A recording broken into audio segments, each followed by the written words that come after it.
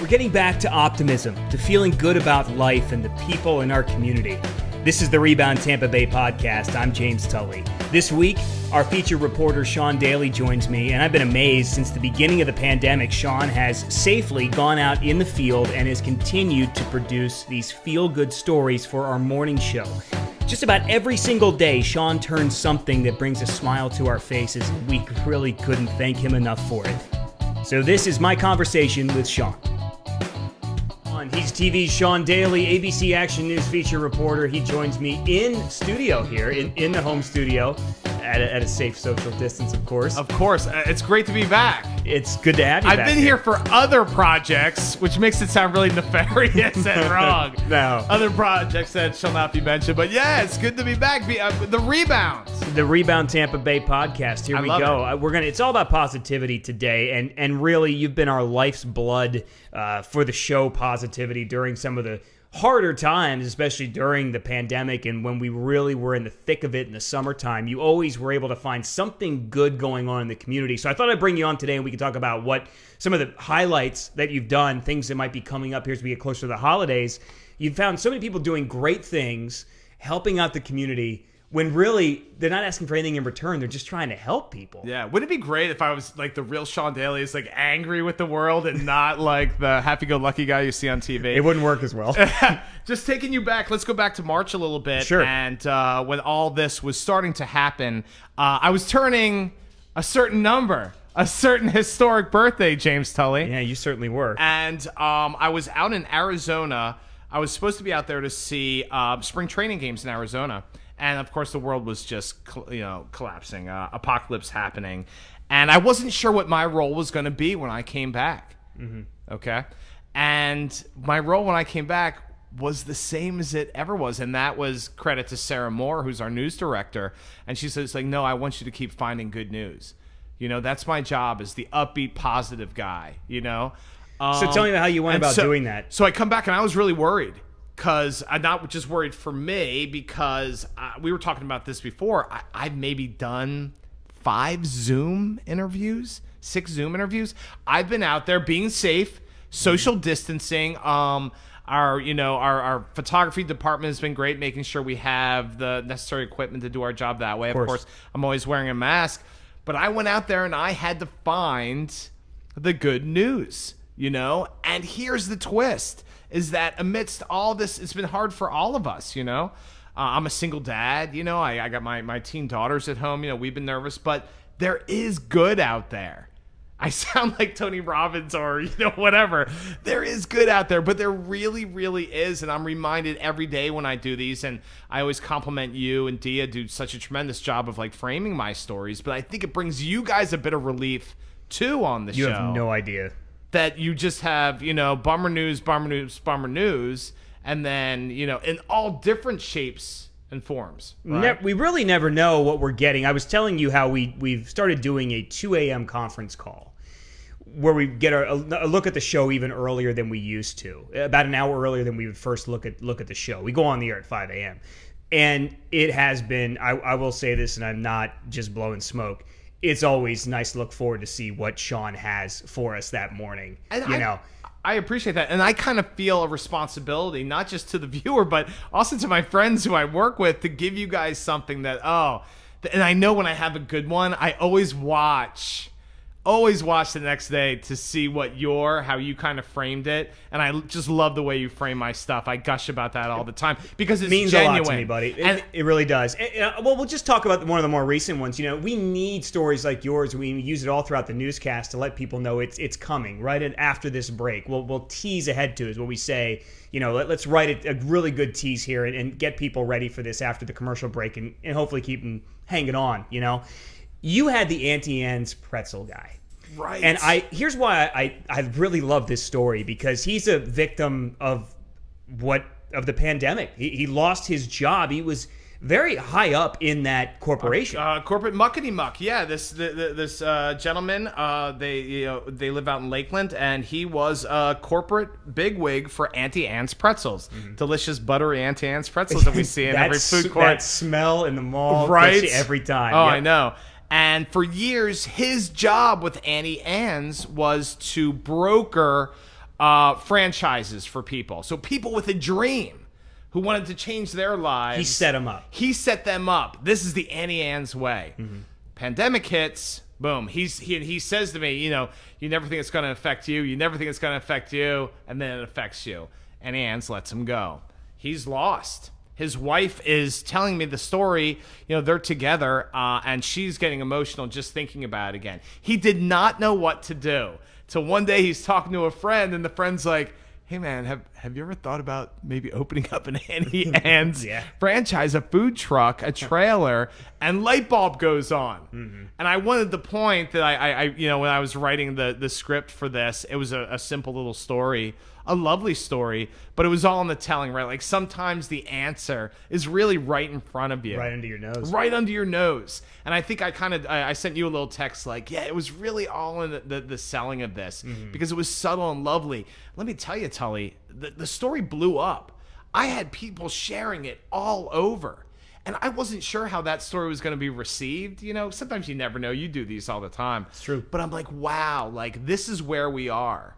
When a story like that, it really resonates. And now this guy's driving around his food truck, his Auntie Anne's food truck, and he's happy. And he told me, he's like, Shawn, for the first time in a long time, I'm happy. I'm happy. Yeah. And you got the great camera shots. People may not know this. You watch a Shawn Daly feature. You're shooting and editing everything. About 99% of the time, I'm shooting that stuff too. And you really have embraced that. And you get the right shots in there too. I mean, there's certain things about that story that really stuck with me. The close-up of him and his hands and then tying the pretzels just perfectly and putting it into the oven. It was just a great shot, and as you're talking about how the answer is right under his nose, and then you kind of cut right to him tying a pretzel up, the pretzel dough. There you go. And I used the bad twist pun, Yep. And here's the twist. I gotta say, the smartest thing that you did, in my opinion, is that you didn't change anything about your demeanor with this, because you're dealing a lot with the hospitality industry, and a lot with retail. When you go out and find these stories, and you're the same Shawn Daly, upbeat, and this is going to be good stuff that you were before all this, because this is the hardest time any of these people have ever faced, and you didn't change it. You didn't change a damn thing, and I think that really helps and made it work. But coming out of, going back to March and April again, like I wasn't sure if I should. Like my footing was a little wobbly. So did you go for guidance anywhere for that? Jillian Ramos, our friend, she produces all my stuff. I talked to her a little bit, and she always encourages me to be myself. You have different speeds, right? And you have to deliver a wide palette of news to people. And you're just a genuine nice guy, and I'll tell everyone listening, what you see is what you get with James Tully. But you have to deliver some hard things to people in the morning. It was always, how would you tell your dad that story? Was how I got through college and in the early years of broadcasting. Well, how would you tell it to your dad? That was my first news director told me to do that. Who's the person you talk to the most? I said, my dad. Okay, well then, these stories. That's correct. Look at the camera and pretend it's your dad. And how would you tell it to your dad? That's so correct. If we're talking about the latest in the pandemic, we're going to be serious about it for a second. If we're introing a Shawn Daly story that I know is going to be interesting and make you smile, maybe make you cry, make you laugh a little bit, hey, Dad, this is going to be a good one. And that really helps change your demeanor and your emotions and your attitudes appropriately. And you just have to be on it. That's all. We were talking about how I shoot my own stuff, and that's true. And the real challenge for me sometimes is that I am a social creature. I love to talk to people, and establishing a rapport with people is it has to be established almost immediately. Of course. So this the Auntie Anne's people, I show up and I'm like, oh, I love this stuff, and I told them a story of how when I first became a single dad, one of the rituals we would do. We have a mall here in Tampa. I guess a lot of our listeners are local, but at International Plaza, there's a playground for young kids, and right next to it is a Auntie Anne's kiosk. Right. And for a long time, right when I became a single dad, I'd take my two young daughters there, and they'd be like, Auntie Anne's. That was a fabric of me raising my daughters. Auntie Anne's played a part in that. So, of course, I show up at this Auntie Anne's food truck to do this story, and I immediately put them at ease, or put them in a place where, like, hey, he's really into this. He's not just phoning this one in. And I tell them, hey, Auntie Anne's played a big part of me raising my daughters. It brought a moment of joy, and like, you know, and they're looking at me like, all right, this guy's legit, you know, like, you know, like he's not just blowing smoke, you know? And so it's all about establishing that rapport. And then once I do that, then I get the tone of what it is. So at the end, this is a little bit how the sausage is made, you know? But then at the end where I'm like, all right, guys, and I'm sending it back to you, I'm like, you know, at this point we can talk about kind of how delicious Auntie Anne's are. Love these people, delicious product. When you see me, this is obviously a body that's been built by Auntie Anne's pretzels with the cheese dipping sauce, you know? Of course. But that is like, but again, these people too, like when I show up to tell their story, or you show up to tell these stories, this is a very joyful moment. When you do your great stories and your great packages, a lot of times it is uplifting like my stuff. They want that from you. And it might have a certain gravitas to it, but there's also a joy there. Oh, there is. You know? For sure. And when a TV crew shows up, I don't care how tech advanced we are now as a society, it's really exciting, especially if you have good news to impart, right? Absolutely. So anyway, I'm babbling, but giving people a chance to tell their story, other memorable ones you've done over the summer that you wanted to share with Let me tell you, so a lot, as you know, and you tell us every morning, a lot has gone on in the world, you know, with, you know, social upheaval and change there, and, you know, with George Floyd. And I get a call from a woman who, there's a park right by my house. I live in downtown St. Petersburg, and there's a park called Crescent Lake Park. And a woman had painted all these stones. I don't know if you remember this story. She had painted all these stones, and she put all the names of you know, these of African American people who had suffered this injustice through violence and maybe lost their lives. And it was just, you know, dozens and dozens of names. And on these beautiful black shiny rocks, she painted their names in yellow. And you could just come and you could take one. But here's the thing. She did not want to be on camera. I could tell her story a little bit, but she's like, Shawn, no. I don't want to be on camera. Thank you so much but this is not about me. This is making me feel better. This is how I'm processing what's going on in our country with all these protests and, you know, the unrest. And I talked to my producer and I said, hey, you know, we're not going to have the person who did this. And she's like, well, go down there and check it out. And it's this beautiful spot on this Crescent Lake, you know, all these beautiful stones, and you see these names, you know, and it's like, you know, say their name and pick a name and remember the name, you know? So these voices, you know, the voices are heard, you know?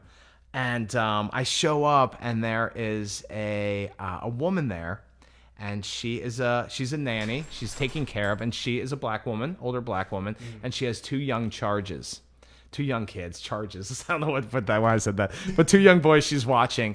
And I mean, listen, Tully, I'm not being crass, but you see a moment like that, and one, as a human being, you're so moved by it, because she's teaching these kids she's taking care of, who she loves, you know. She's teaching them what's going on in her own words, they're young, but so they can understand it too, you know? Again, not being crass, but when you're also a journalist and you see that moment, you're like, oh my gosh, as the gods of broadcasting are looking down on me. And she said, you know, this is really important to me. I was moved by it. I wanted them to pick a stone and say their name. And I wanted to teach these, you know, my friends here, these young men, you know, what this means. Again, I was really moved by it. And so then at the very end of the story, and again, I'm rambling, but I explained, you know, to the viewer and to you guys back there what was going on. And I'm like, hey, I spoke to the woman. She didn't want to be a part of this, but we really wanted to share this story with you. And all these people who were walking around the lake, they'd go, I mean, when I was there, they'd go and they'd pick up a stone. Again, a small story, but bringing people a certain comfort, bringing people a voice and joy. Like, you know, it was when you have somebody like me, it's really hard to tell a story because people do want to see uplift from me. But we found that story where that's something that I could launch. Was I happy-go-lucky Shawn. Of course not, but I was still excited about this story, Letting viewers know that there's someone out there that's thoughtful in a time like this, and that kind of thoughtful. And it says something about the person too, that she didn't want any recognition. Yeah, and I don't think it was because she was shy about TV. No, I think she really didn't want this. It was really a selfless act. 100% selfless act. And I heard from her afterwards. She's like, "Oh my gosh, I was crying. I was in tears. Thank you so much." And I'm like, we wouldn't do that all the time, but that was our way, and that was the positive. That was the story I wanted to tell, and how I wanted to connect to this other news that was going on. And I think people leave that like. There's a sense of solace there. There's a sense of bridging. There's a sense of things getting maybe a little bit better, or this dialogue actually happening. I'm getting very serious now. We can talk about me at the zoo next. This is exactly what I want. He's Shawn Daly. He produces feature stories almost every single day on Good Morning Tampa Bay. You can count on them about 15 after the hour. That's almost on the dot. Yeah, yes, almost on the dot. That's when and thanks to everybody at ABC. I mean, my stuff, it'll run again in some form. I think because we've had this, a real success with it, And they'll get me out there being silly sometimes. And sure. And I've been the Pumpkin King lately. I've made you call me the Pumpkin King. I do want to talk about that. And Dusty, my dog, is up here. If you're watching this on the ABC Action News streaming news channel, the video version, Dusty and Shawn know each other. Shawn and I are really good friends, and Dusty knows Shawn. He's up on the couch with him, and we're going to break the couch rules. I'm sorry if his breath is not perfect. My breath is awful. I think it's actually worse than his. That's all right. We're buddies now. Well, that's good. I'm glad you guys can connect. But but you've had a chance to do to be at some openings and some things that are going on, previewing some Halloween stuff very recently. Of course, that's kind of come and gone now. We're looking forward to more of the holiday season. Yeah. And there's going to be a lot of giving going on, and people are going to need a lot of help. We just had one of our reporters, Lauren Rosella, was out at the Metropolitan Ministries Holiday Tent. I'll be featuring them in a future episode here of the Rebound Tampa Bay podcast. Yeah. They need a lot of help this year, too. I'll go to Salvation Army. We do the Angel Tree. I'll go there. I'll get Captain Andy playing his trumpet, which we always kind of have fun with. I'll have him play it just for a little chaos. Man, Captain Andy and his trumpet, I'll tell you. Yeah, I think I really, and I tell everybody this, you and Dia and Greg and Sarah are such good people. You're inherently really, really good people. And I think that our show, I think we can pivot. We pivot so well to certain things because we are really, really good. Really, we're a good group of people. You don't always have that, So we can go to the Salvation Army. Or my story tomorrow is on Feeding Tampa Bay, but they're dressing up in Halloween costumes. It's great, And they're going to food pantries this weekend. And they're dressing up in Halloween costumes. They're giving candy to the kids. They're not making it a party, but they are making it not, a reason to smile. It doesn't have to be this awful moment because it's about restoring dignity and stuff. So there's a giant T-Rex. In my story, a guy in a giant T-Rex costume is pulling this pallet of all this food that's going to go to people who really, really need it. But the great thing about our show and what you guys do is you can make that pivot. Right? Of course. Like, it's very, very, it's a story about, there's a lot of need out there for people to get fed. But there's nothing wrong with like Greg be the comic relief. Oh, I hope he doesn't have actual T-Rex arms, else he wouldn't be able to pull the pallet. Yeah, right. Exactly. Yeah. I just think it's really an honor, and it's really nice to see what you guys do with these stories. Well, it's good to have it, and we do have a good team, and I'm proud of it. And you and I started on this show on the exact same day. Ironically, we're going on almost 4 years ago. Is that going to be? Is that right? I think it was. It's been almost 4 years. And it just goes to show you how long it takes to really get that product to where you want it. It takes a while. You have to get to know each other. You and I both know we had some bumps and bruises. I definitely did, finding my voice about what I was going to be good at. Geez, I did too. And it really, for me, it was a product of really what I was taking over and finding my voice and what was appropriate for the show and what worked and what didn't. I think, I started on the weekends and you could be a little looser. Sure, I did too. And I kind of realized, I might be wasting some people's time here. I need to kind of move things along a little bit and kind of be the be an anchor. I think steer this show in the right direction. And so find your spots. Pick your spots. Whereas on the weekend morning, there are a lot of spots where you can launch. Well, and sure. Have fun and it's a different demeanor. I mean, you have people during the week and they're getting up and they've got things to do, places to go on Saturday and Sunday mornings. They're rolling over and they're just popping you on, and it's a much more relaxed, chill vibe, Right. And it as it should be. So I don't know if I got to ask you a question because I Sure. never know how you responded to this. So I go to a great place and they're going to have a Christmas thing. So if you're listening to this, it's called Harvest Moon Fun Farm up in Brooksville, Mm-hmm. and they have a corn maze and stuff going on now in a little haunted house. But I think for Christmas they're going to have more. So really check out the property. It's a beautiful, beautiful property. But I don't know, the other day I was filming myself in the corn maze and I said, guys, I got to be honest, I'm lost, not just in this maze, but in life too. Not sure if you were on the desk that morning when I said it, but I made this joke and I kind of went back and forth, like, obviously making fun of me. And I am lost in life, like a lot of us, Sure. But I'm like, oh, do I say this? And you know what? When I go to these things and I go to Busch Gardens or I go to the zoo or I go to the Harvest Moon Fun Farm, I hear from these people that like the crowds are massive this year.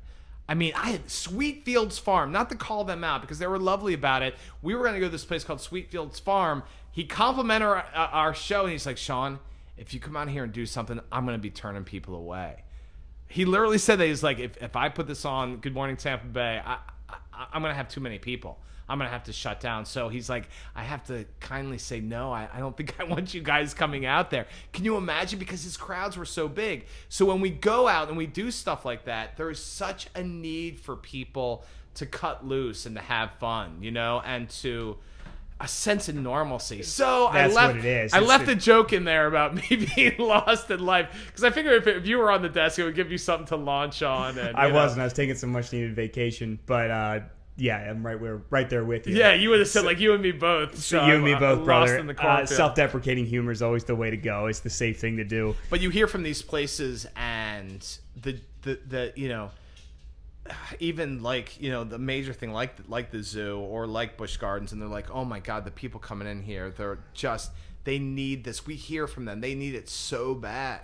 Look, we have talked to plenty of people on this podcast about the dangers of the stay-at-home orders and how it's mentally not good for you. Yeah. The Narcotics Overdose Prevention Group of Hillsborough County, the chapter, I had them on last week, and they were talking about a 30% rise in drug overdoses since the stay-at-home orders went into place. And look, you got to stay safe during this thing, and everybody has their own way to approach it, and you have to respect the way everybody feels about it.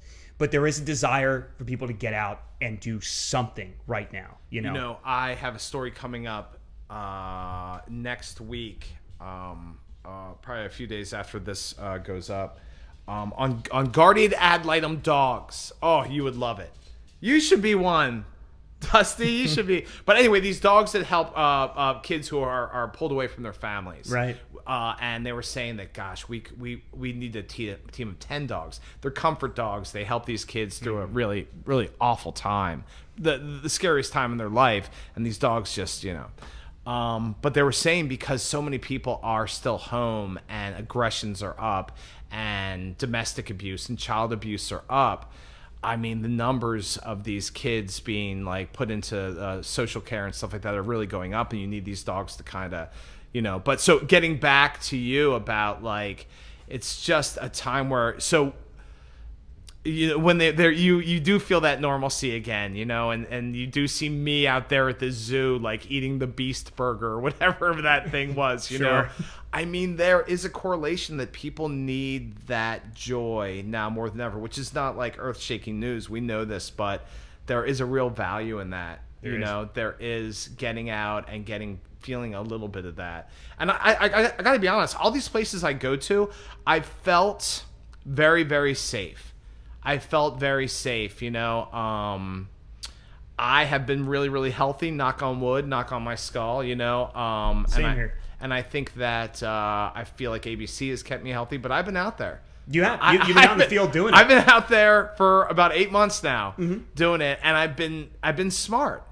I've been doing the basic things, which I'm not saying that's for everybody. I'm not, however you feel, I totally respect. I think you say it like this, you do have a responsibility to the people that you love that might have some compromised immune systems. You have a responsibility to your colleagues at work that you possibly could expose them to this, and they may not be able to handle it. So yeah, I feel this the exact same way as you do. I mean, you have to undertake these things and do these things and whatever else. But the best advice I ever got was, I know you do this.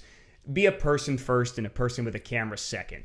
That's as simple as it gets. When you're dealing with people who are going through hardships or have to tell an emotional story or may not want to say something on camera, but just be a person first. Talk to them, shut it off and talk to them. Yeah. And that has worked so many times, making people feel more relaxed and more compelled to tell their story because it can help people. And so many of your feature stories involve that. People have to pour their hearts out. People would rather be 6 feet in the ground than do public speaking. And you can almost double that for being in front of a camera that's recorded and projected out. It terrifies some people. So anything you can do to relax them, I think, is a step in the right direction. Well, you've probably gotten there too. Like, how many times have you done an interview with someone, a great interview, but then the camera's off and you're still talking to them, and they're giving you even better stuff? Yeah, it happens. It happens. That's why you have to establish that rapport so early. Yeah, you start it first, and then you go through again more how the sausage is made.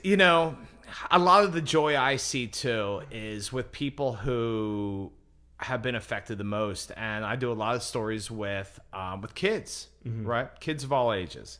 And I did one the other day about this little girl named Delaney Dennis. And Delaney Dennis is 8 years old.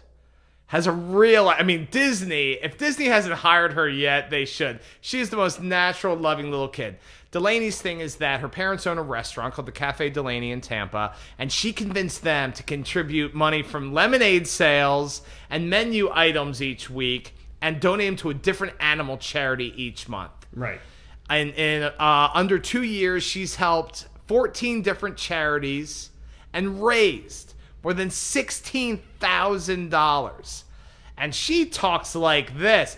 And she's like, my superpower? I wake up in a good mood every day. And I'm like, man, I was so she's a cute little kid, very funny. That was James Tully before broadcasting beat him back down to earth for the last 15 years. That's great. Yeah, she was just so sweet. I'm like, man, this little girl who's she couldn't go to school with her friends. She's waking up and here's the thing about her story. For the first half or the first 30 seconds of that story, so the first half, I don't even really mention. I teased to these animal charities, but I focused on her waking up in a good mood every day, and I had her parents say it's true. Like, you think we're lying, but every day, she wakes up in a great mood. Even if she has something to be upset. And I thought that was so important that I really didn't get to the whole raise $16,000 till the second half of it, which is a little unorthodox. I also had the help of you guys setting it up beautifully, but I just thought it was so novel. This little girl, what is that? Forget about the ability to fly. I want to wake up in a great mood every day. Yeah, you accentuated the right thing there. You got me with one too, and you're gonna have to help me with some of the details because it's been probably a couple of months now. But there were a group of kids who were on posters outside of a building. Give us a little synopsis of that. What it was all about. No, so Gigi's Playhouse is I think it's a national, maybe even international support group. Real playful, real great, has all these programs for families and children with Down syndrome. I shouldn't even say children because I think anyone with Down syndrome can come in there and take their benefits. It's a nonprofit, and I think it's once a year. The advertisement for this building is there's probably 8 to 10 giant, beautifully shot portraits, and the kids dressed to the nines. Right? Yeah, they look great. Probably ages between 2 and 18, 19.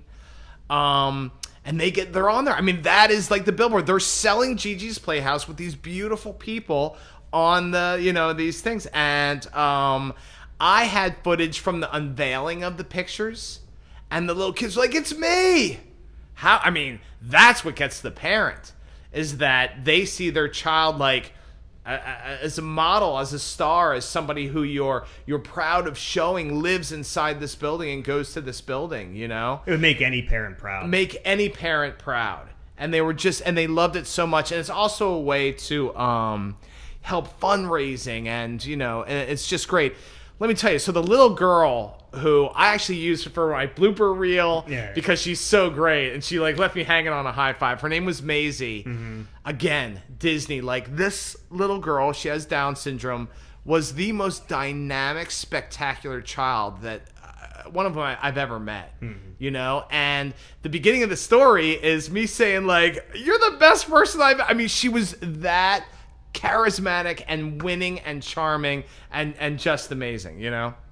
Her parents they had 9 kids. They adopted her, you know, and they were like the coolest, funniest, of course, neatest people in the world, you know. And they adopted a young lady with Down syndrome, which is extremely commendable and loving. They're a very a Christian-based family, you know. But that was a really, really fun story to report. And a lot of times I report these stories that you might have. When I say the word bias, I'm not trying to be negative, but you think you know something when in fact you don't know it at all. No. You know. I'll tell the story super, super quick. The first time I ever did a story, I was working for the Tampa Bay Times. It was a Sunday feature. And a comedy club in Sarasota, McCurdy's Comedy Theater, taught a class for people with Down syndrome to do a stand-up act. And it was redirecting the power. Instead of like people maybe like laughing at you, you were controlling the laughter. And each of these students would work on their material over 6 months. And at the end of that 6 months, they had a big show. And they'd sell tickets for it. And they all did sets. And they loved it. And some worked blue. I had a buddy named Tim. Tim had Down syndrome, worked at Outback Steakhouse or Longhorn, something like that. He was filthy. He was like Richard Pryor, filthy, but he was funny. You know, he was good. And it was great. But I tell you, James Tully, when I went in to do that story, and I embedded, this is a print story I did, and there were some pictures and stuff, but I embedded there. I wasn't sure what to expect, you know? But let me tell you, I've never had a group of people so excited to see me every week than this group at McCurdy's Comedy Theater. And they became my friends, you know? I still keep in touch with them and their parents and stuff like that. But I think that it's important to, and I'm not preaching here or anything like that, I was as, you know, sometimes you just don't know. And you think that somebody's going to be one way and they're just another way, and it's great. And that's a great part of my job too. And I go in there and, hey man, you know me, I'm shot out of a cannon. So anywhere I go in, I figure, they kind of want the Shawn Daly they see on TV. So I could be dragging. And then when you see somebody like Maisie, who's just like mind-blowingly that's great, awesome and adorable, it makes me think of the time. But thank you very much for saying those nice words about that story. Oh man, that got me. It reminds me of the time that there was like the very first, this is almost I'll make an edit here. About 13 years ago, it was one of the first charity events I ever did. It was a wheelchair basketball event, and they asked the news station if they want to throw anybody over there to play against a wheelchair basketball team. Right. And, you know, I was one of the sports guys, so they asked me. I'm like, sure, I'll do it. I'd never actually played basketball in a wheelchair before or whatever, but you get in the chair and then you play against one of the high roller teams, you know. Yeah. And I consider myself at the time to be in pretty decent shape. I was a lot younger than I am now. I was a lot faster. You know, I was pretty strong. I was ready to go. And I just got destroyed up and down the court, you know. And I mean, I couldn't catch these guys if I tried. I couldn't move the damn chair fast enough. I was guarding one of the women on the team. It's a co-ed team. I couldn't guard her. And she would roll the basketball up the wheel and get it. And she would go like she would actually go like behind her head and do like a little like crossover thing in the chair. And she didn't miss a shot. She's shooting threes. Do you know how hard it is to sit down and shoot a regulation basketball three? Right. You can't do it, Sean. Did you know you were in trouble immediately? I knew I was in trouble immediately. That's great. And I remember being angry, you know, like mad that I'm pretty competitive, and then at the end when we were finished and everyone's packing up and you know this team's they're getting themselves out out of their boy, I got to be careful here. I'm going to get emotional. They were getting themselves out of the chairs, and I noticed that they all had really horrific injuries, and that none of them could walk. And you know this, like, you know they're in a wheelchair for a reason, but to see that, and I went from being so angry to so damn inspired that they are so good at that. Again, like me and everybody else that came over from the station, we got destroyed. They did the thing where they flip the score at halftime, like the Globetrotters do. Remember that? Because they're beating you by so they flip the score, then they just run it back up and beat you again. Right, that's great. That just got me, man. Because I knew that they were disabled, but I had I just to see it there and realize, oh my God, look what they're doing with their lives despite what they're up against. Right. They're so talented and so good and strong and fast, and it was amazing. And you're still telling that story today. Of course I am. I always will tell that story. I went from being so angry because I'm just a competitive ass to being so inspired and just brought to tears that night. Yeah. And I went over and just thanked them all, and I said, thank you so much you opened my eyes to something tonight. The same thing you can do with a story like that. Oh yeah. Hey, listen. Like anybody else, I'll gripe about my job. I'm tired. Yeah. I'm overworked and stuff like that. But when people say, "Wow, you have a great job," and it goes beyond me going to the newest roller coaster or something. It's hanging out at Gigi's Playhouse. It's seeing those rocks at Crescent Lake Beach with all those, or Crescent Lake Park with all those names on it. Like our jobs allow us to. Especially if we want to, and we want to go out there and we want to meet the people, and we do. Like I said, like we are genuinely good people at on this morning show. I'm so fortunate. And I've forgotten some of these stories, and every now and then I'll be driving my daughters to school or something like that, and I'll remember something, and I'll tell one of these stories, and they'll be like, "Oh my gosh, Dad, like the story you have with like playing, hoops with these people, Yeah, we're very fortunate. Very are, and I'm fortunate I was able to have you on the Rebound Tampa Bay podcast. A lot of positivity, great stuff. Just Google Shawn Daly, ABC Action News. I'm also going to attach some of the stories and link them right up in the description of this podcast, the ones we talked about. Yeah, and pay attention to James Tully, the way he frames these things. They're beautiful. And not digging on anybody, but like the stuff that you guys say afterwards is a lot of times classic too. But you're gonna have to watch our show live for that. Yeah, you are. Yeah. Right. Thanks for having me, my friend. Thank you so much, Dusty. Buddy. The Rebound Tampa Bay podcast is available on all major podcast providers. And check out abcactionnews.com/rebound for all the tools to help you come back from this pandemic and get your life back on track.